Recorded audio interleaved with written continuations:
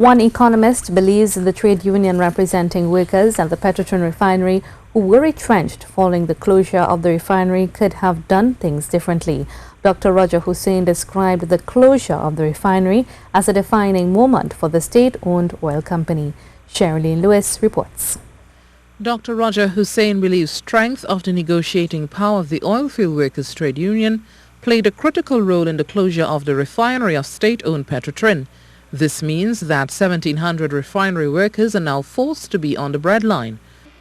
If the union had negotiated better and perhaps considered a 20% cut in salary, given that its production of crude oil has fallen 50% since 2000, then maybe today we would have had an efficient, profitable refinery with all employees on board, with a net margin that was positive, and with a union that could have a public voice because it was credible and because it followed the principles of Trinidad and Tobago economy first.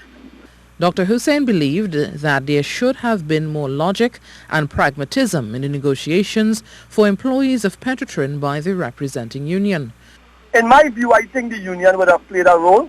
You should ask other commentators as well because they may have very different views.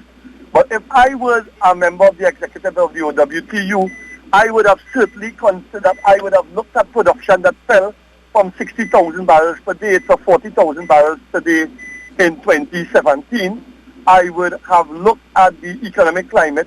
I would have looked at the medium-term prospects for the economy. I would have looked at my relative salary at Petrotrin in relation to other service sector providers and other companies in the Trinidad and Tobago economy. Additionally, he said the closure of Petrotrin's refinery was crucial for the company. The closure of the Petrotrin Refinery is a defining moment in the Trinidad and Tobago economy history.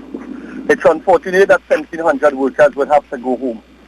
But the company brought itself to this position with adequate support from the union. As announced Tuesday, about 2,600 permanent jobs will be affected following the closure of the refinery. Petrotrin's redesigned exploration and production business will have approximately 800 workers, while all 1,700 jobs in refining will be terminated.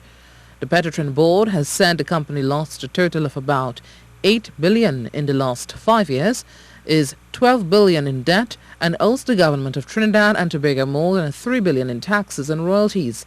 The company currently requires a cash injection of 25 billion to stay alive, to refresh its infrastructure and to repay its debt, and even with that, if left as is projected to continue losing about 2 billion a year. Sherilyn Lewis, C News. The Greater Tunapuna Chamber of Industry and Commerce has expressed grave concern at the closure of the state-owned oil refinery, Petrotrin. In a release, the Chamber's President, Surendra Maharaj, said after 100 years of operation, the iconic compound will now shut its gates on 2,600 workers. The Chamber said it's already starting to see the ripples created by what it calls the tidal wave crashing down on the country's staggering economy, the walking wounded like many of innocent citizens, a victim of a crime in the night.